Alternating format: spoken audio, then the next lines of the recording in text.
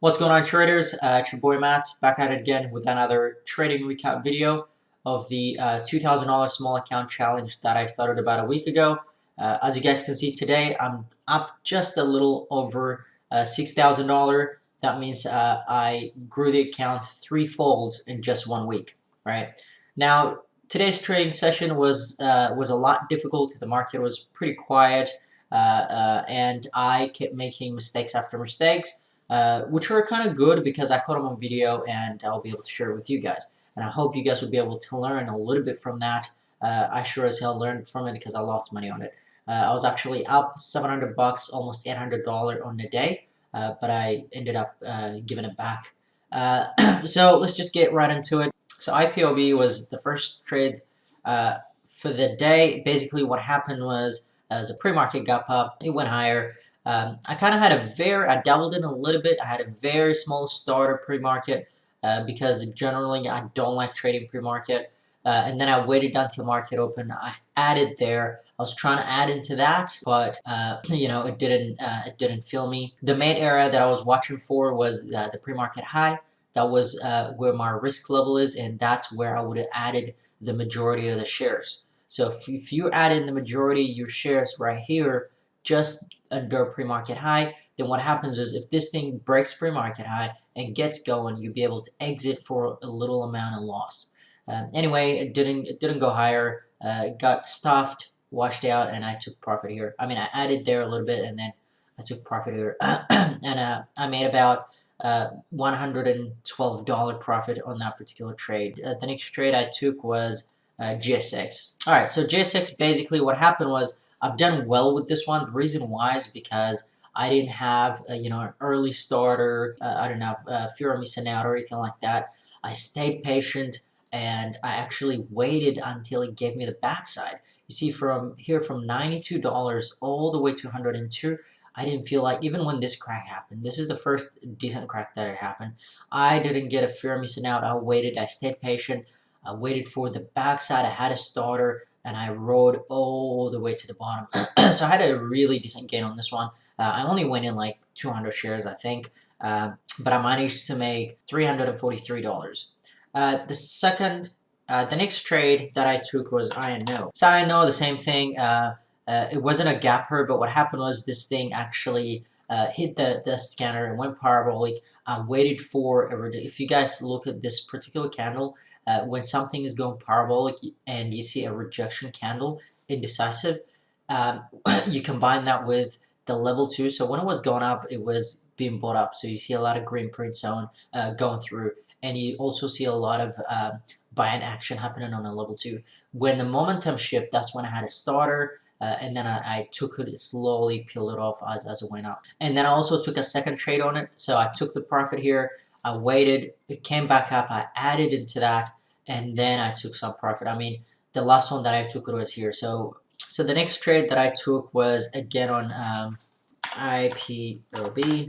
Now IPOB, it would have been right here. So I waited for this area to come in. I shorted here and I covered all the way. As you guys can see, so I shorted this area, I started shorting here, and then I covered all of this, making not a lot of profit, but I made about $88. But I kept trading IPOB. I didn't, because it kept going up. So small ones going in and out.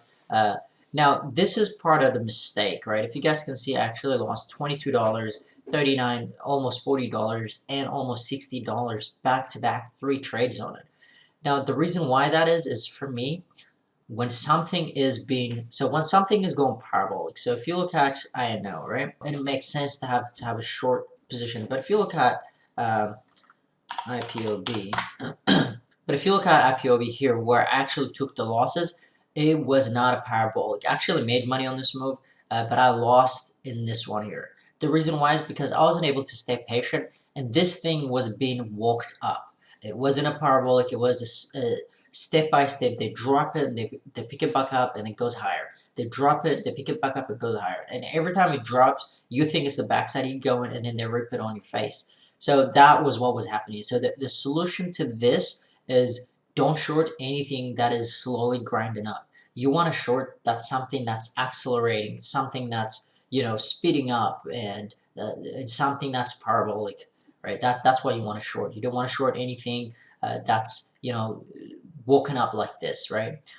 So that was what was happening. Now the next trade that I took was the last trade that I took was SGMS. SGMS, it was just before market open. I was using that as a resistance level, a very, very tight risk, and I got out. Again, this is not my strategy. This is not what I normally play. So what happened is the market was really, really quiet. None of my strategies came up, so I wasn't able to, trade. So I ended up settling for, a C grade or D grade strategies. Plays that I unfortunately had to take. All right, so the last trade that I took was MY. So I have a rule. One of my rules is don't trade pre-market, right? Don't trade pre-market. And on this particular one is do not trade aftermarket. And if you're trading aftermarket, you gotta make sure, because this aftermarket plays are tomorrow's gappers. So they go up and stay up until tomorrow open. And sometimes they could go higher tomorrow market open, or they could go lower. But with this ones, if you're gonna short, especially, what you have to do is you have to be really tight with the average with your risk level, and you gotta make sure you take. But I didn't. I kept adding a kind of foot difference out here, and I ended up losing $443. So I lost $443 on this one. So that means that I gave majority of my profits. I was up almost 700, almost $800, on this particular trade, but I pretty much gave all of it back. So not only that, I lost the 443. Again, I lost it. I went in a second time and I lost $71. So you combine this, I lost $500 on this trade. $500 after market open, that's a big loss, especially for the account size that I'm playing with. And given that the market was quiet, I wasn't up as much. I was up about like 700. I was up about 700 and something. Given all of that, I shouldn't have been to let this loser run more than 200. I should have cut it when it was at 200. I should have cut it when it was 300. So those were the things in play. What are the lessons from all of this, right? So some of the lessons is, the first lesson is when you're shorting, do not short something that has been, as you can see, same scenario here. This was a parabolic, right? This is not a parabolic. This has been woken up. So they drop it, they pick it back up. They drop it, pick it back up. So this is putting higher lows, higher lows, higher lows, higher lows until they're done with it, and then they let it roll, right? So basically what you want to do is you want to be very specific. And the funny part is I didn't short in any of this part. As you can see, shorted in all of this part, but I didn't touch this because I was already burnt from shorting all of this, right? So you miss out the money move. So the solution to that is you have to stay patient, let the stock do what it does, right? Let it do what it does. If it's going to go higher, let it go as high as it goes, and let it give you a clear entry point for you to take a position, right? Until you get that invitation from the stock to have a starter position, don't go into it. Don't touch it, right? And also, if you have a particular strategy that is not working for you, if you have a particular traits that you're executing but not working, then you need to take a step back. You need to take a step back and revise the strategy or cut it out altogether. So for me, trading pre-market or trading when I'm bored was one of the biggest ways where I was losing money. So now what I do is, rather than trading when I'm bored, I actually go online shopping and I buy little things that I need. I don't even spend a lot, just little things that I need, right? And if because that's much cheaper. I mean, you can buy, you can scroll through for 20 minutes or 30 minutes and buy like, $10, $20 thing from Amazon. Whereas if you take a trade, you can easily lose 400, $500, right? So that you got to keep that in mind. And also the pre-market trading. So if you're trading pre-market, it could really, really be tough because it's very unpredictable. And that's one of the ways where I was losing a lot of money. So now I don't trade pre-market at all. That was it.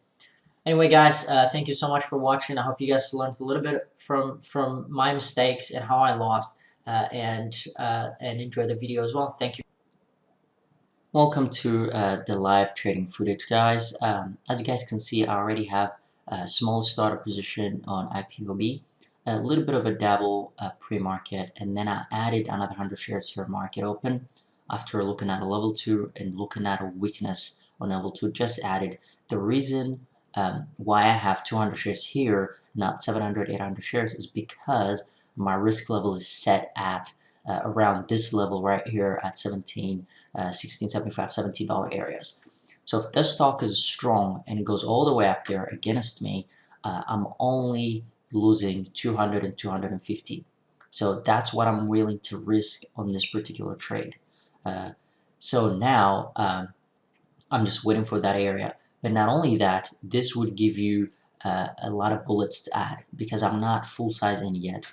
If this comes to $17 areas, I'll be able to add another 600, 700 shares on top up there. So that way it brings in my average, and also say the stock is strong and it breaks 17, goes higher. If I added at 17, then I'll be able to take it at 17.10, only losing 10 cents, right? 17.10, 17.20 area up to there. So that way I'm only risking 10, 20 cents on those 700 shares, right? But if this thing rolls back and just crumbles around, pulls back from that 17 area, what happens is now majority of my shares is as high as I can get them, right? And also my average will be pulled up all the way to 16 something because I only have 200 shares starter. The reason why you want to have a starter, not just wait for those level, is because if the stock just rolls over out of the gate and just wash out, you will be able, if you have 200 shares starter, you'll be able to cover your locate fees and a small amount of profit. So for this small account, what you want to do is you want to be able to compound those little gains. The $200, the $300 gains, they add up on this kind of account. So that's what I'm going for. And as a short seller, every time you start a position, you're down. You're always starting with red. So you're always down on your position. So you have to be able, to be comfortable to hold through dips like, I'm down 60 bucks, 70 bucks right now. I'm willing to see myself down up to $250, $300, right? So as a short seller, you have to be willing, to let the stock go a little bit against you, because from the get-go, when you have a starter position, you're already down. So that starter position is to just get you food in, right? But you're still hoping it would go against that starter position so you can add to your full size. So I just skipped a little bit here. So what I'm doing at the moment is I'm looking at those key levels. So this bottom support here, 15 area, and the top 17 areas. And I'm also looking at the level 2 for some sort of weakness so that I can add, 300 shares or 400 shares here, right? If I see a decent weakness. But right now it looks strong. I'm not reacting to anything. As you can see, I'm down almost 100 bucks. So what you want to do is once you have your plans in your head, the key levels you're watching out, how many shares you're gonna, once you have all that thing determined, what you want to do is you want to sit back, relax, let the stock do what it does, right? Let it do what it does, and only react when those requirements that you have are met. So when you see weakness or when those key levels are hit, execute the plan. Don't change the plan halfway through or anything like that, right? So right now, I'm just sitting back. I'm waiting for the stock to do what I want it to do, which is come to that level, or let me see weakness, or wash to the $15 area. So 17, 15, and weakness. Those are the three things I'm looking for. Other than that, I'm not reacting. I'm comfortably sitting. I know I'm down 100 bucks, but that's fine. That's part of short selling. I just skipped a little bit here forward. This is just the same stock IPOB, but on a different chart. As you can see, it looks a little bit weak here. I tried to add into this, but it didn't feel me. It just went without me, so I didn't chase it. Right? You don't want to be adding lowers. You don't want to be adding, into. You don't want to be adding into support levels. Right? It just went without me. Let it go.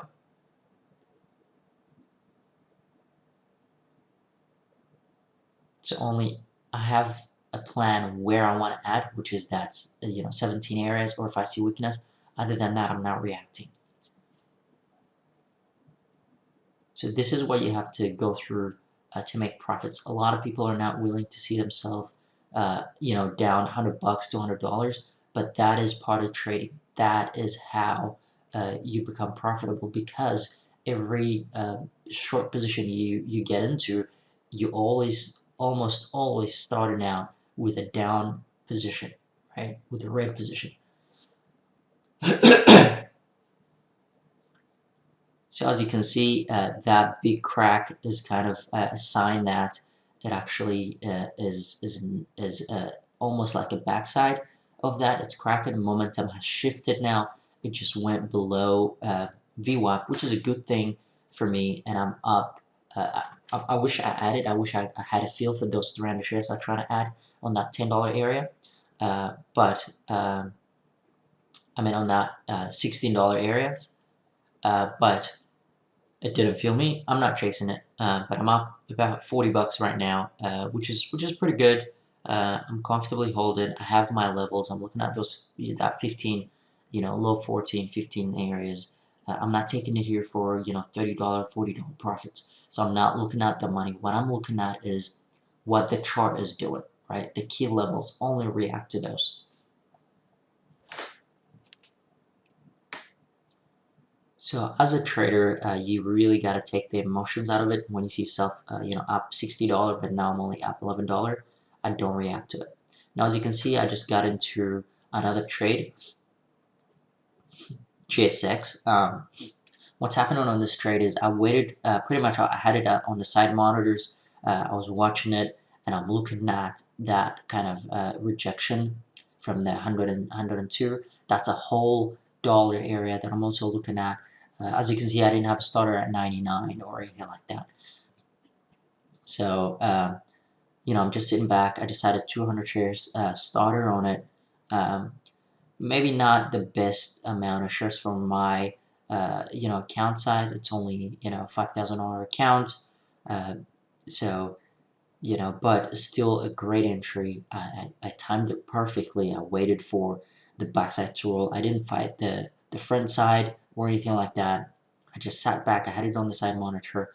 I waited for that weakness to kind of come into. I just had a starter. Now my risk level is always at the height. The high that 101, 101, $102 areas. Those are the areas I'm watching, and I'm expecting to go this thing to have a decent pullback. VWAP and below VWAP is what I'm looking for. So even here, so I'm up about almost $300 on a day. As you can see, I'm not reacting. I'm not taking profits. I'm just waiting for me to see a sign to take. Now you can see I didn't want this to bounce, so I just put in a small amount of cover here, but I'm not chasing the cover. I just had it on that support level, if you can see left, because if this is in case an actual bounce from here, I'll be able to take a little bit of profit so I can hold the rest. But instead it pulls back down, fills me, which is good, and now I can just sit back and wait for it. As you can see, it did crack. It's a view up. I took a little bit here, so I'm taking profit. I'm peeling off my share size as this goes down, right? And I took some here again. It's dropping dramatically. I mean, it dropped from 102. Right now it's at $96. $95, put my last cover order, and I'm out completely. So now I am up $455 on a day, which is pretty good, because if you guys remember, I was down about 100 and something right before. So this is how you trade. You have to be willing to see yourself down a little bit within that set risk perimeters, right? So you have your set risk, and it's okay for you to be down with those risk levels in mind.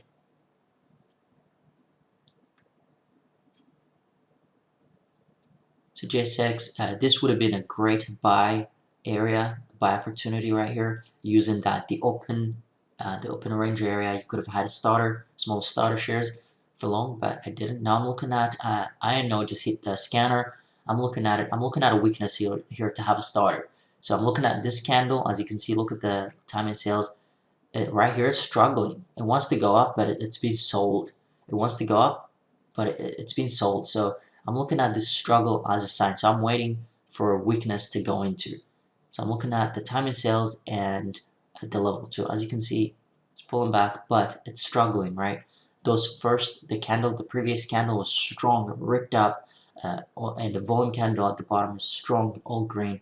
But right now here, there's a fight, and I'm looking to see what this candle is going to do, because this is my entry point where I see the struggle in the level 2. I see a lot of red prints on the timing sales. I'm waiting for that. As you can see, I just had a starter here because that candle showed a lot of weakness, but my risk level would have been the height of that candle.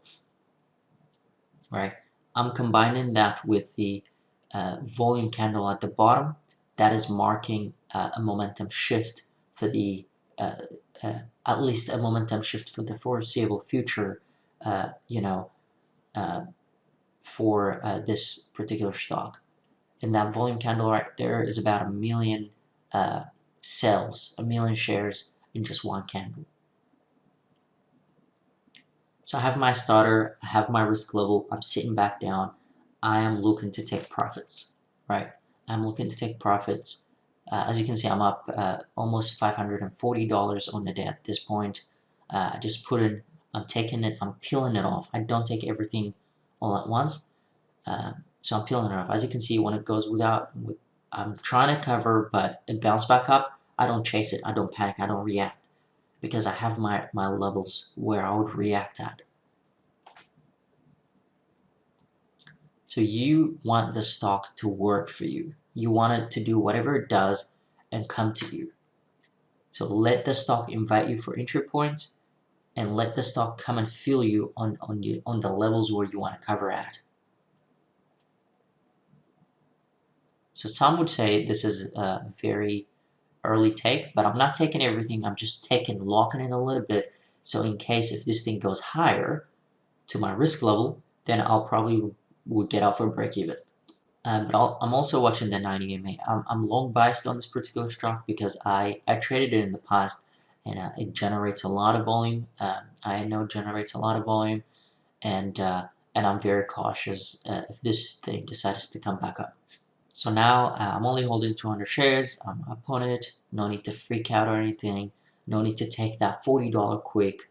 I'm sitting back and just waiting for this stock to do what it does. And as you guys can see, my account is right here, officially above $6,000. So I'm up $6,231 right now. That's a 300% gain from when I started about a week ago.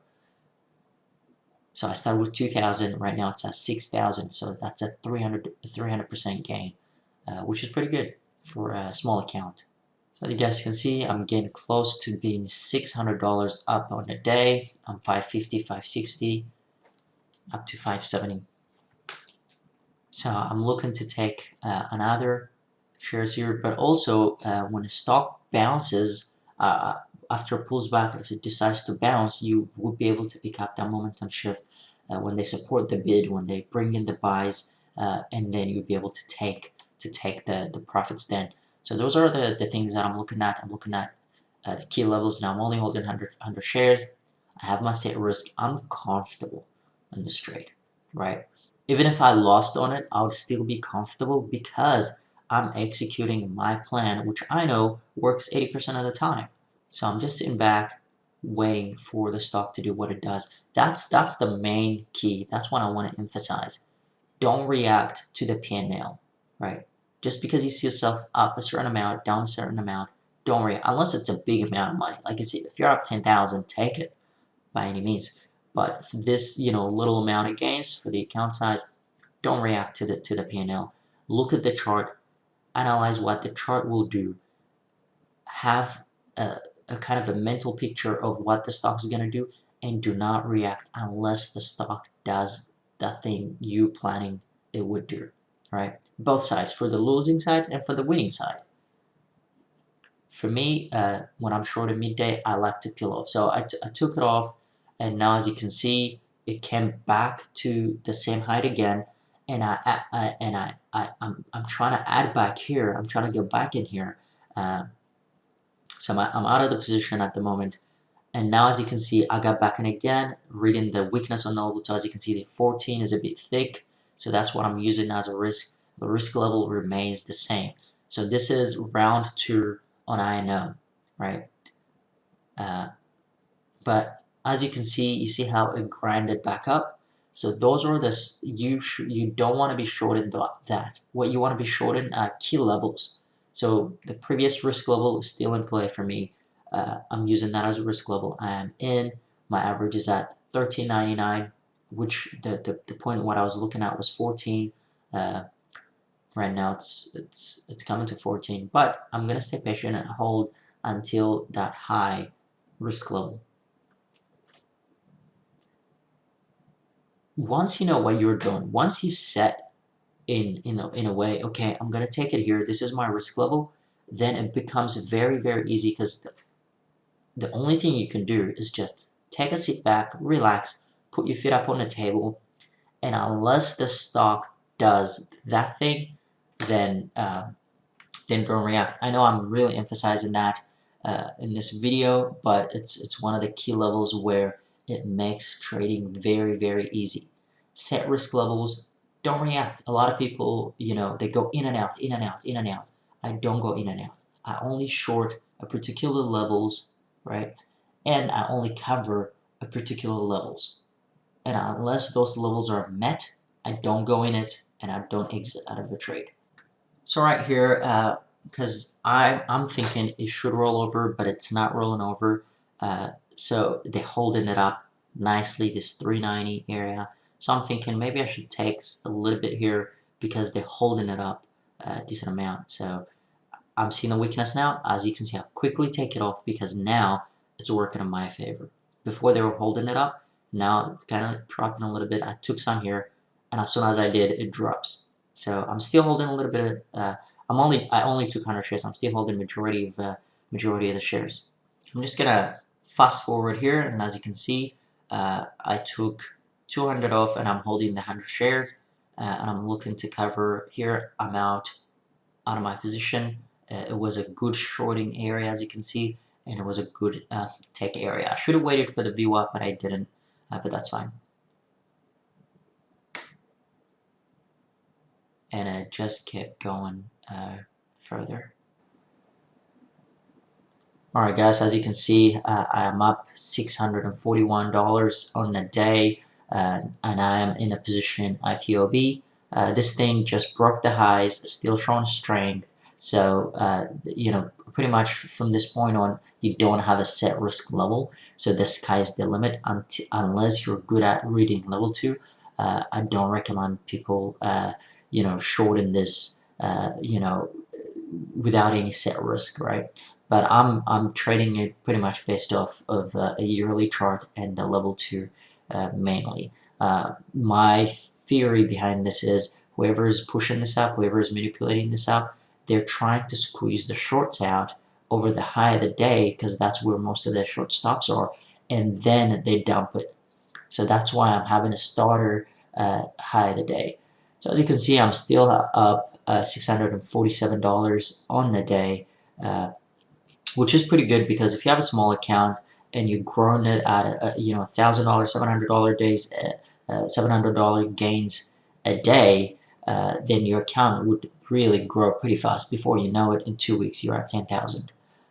So that's the goal is here. As you can see, still I took some off. I'm holding only 234 shares and trying to kind of capitalize on this hold it, right?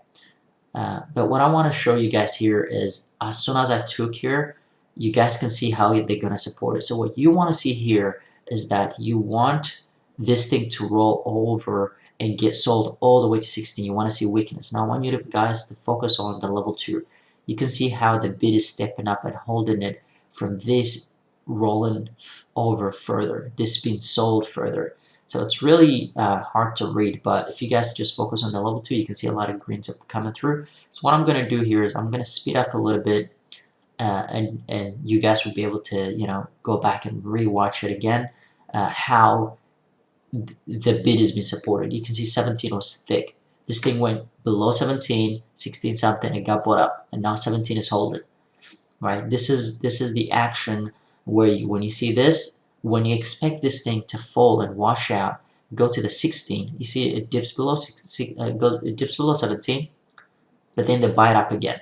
So this is bid supporting. This is being supported. When you see this kind of action, when you're expecting this thing to wash, that's when you'd be like, uh-oh, okay, maybe they're holding it up. I better take some profit off. Now they drop it. Problem is they pick it back up. So if it gets dropped and gets picked back up, and the bid is, so let's say it goes below 17 and they pick it up above 17, it goes below 17. When this kind of action happens, this is called a bid supporting, bid stepping up to the plate, right? You see now they buy it up? Yep, over 17 again. So this is a really tough action where they drop it, pick it up. This, you don't want to see this when you're expecting the stock to roll over. That's why I took my profits. Now I am flat on the day. So you guys should be able to go back and rewatch this area, because right now it's going to pick up and go over the highs. So I was hoping that 1750 was the peak, but now I'm thinking it's not, because when I'm expecting them to sell off here, they're not. I'm expecting the shorts are out now, they're going to sell, but they're not. The bid is stepping up, they rip it back down, right? They rip it down, and then they pick it back up. So this is the kind of action that you don't want to see as a short seller when you're in a position. Look how thick 17 is. 17 is just thick and holding, right? So I want you guys to go back and rewatch the level 2 on this one, so that way you can you can see how it feels when they're supporting and stepping up on the bid side. I am flat now. Right now what I'm doing is I'm just waiting for the stock either to come over the highs or to break that 1680 for me to double in a little bit again here, about 100 shares or so.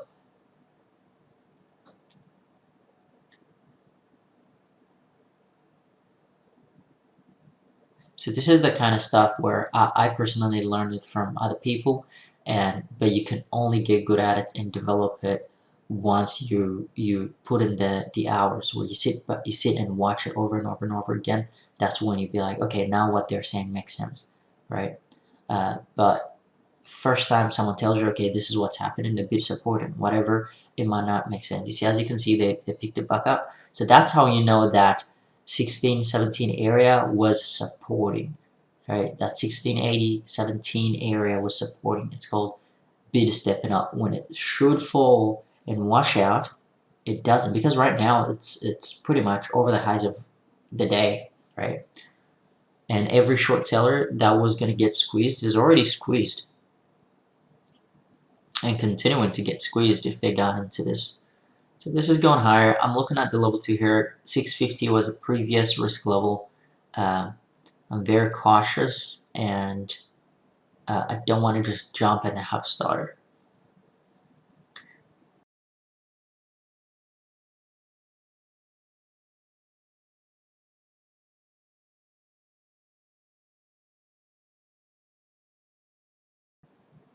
Alright, as you can see, 1750, very, very big numbers here.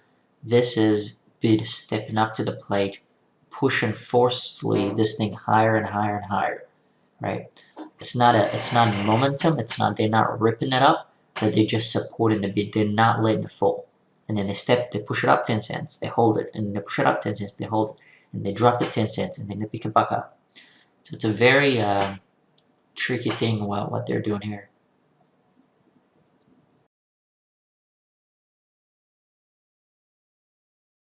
So I just had a starter here, just 100 shares, 200 shares, took 50 quickly, and now I'm just holding 150 shares, because this area, as you can see, I'm not looking at bigger move here. I'm looking at quick profits here. because this area 1750 was a resistance level before, so it might find some sort of resistance here. That's what I'm counting on. As you guys can see, I am up $700 on the day, and thanks for watching, guys. I really appreciate it, and good luck with your trading.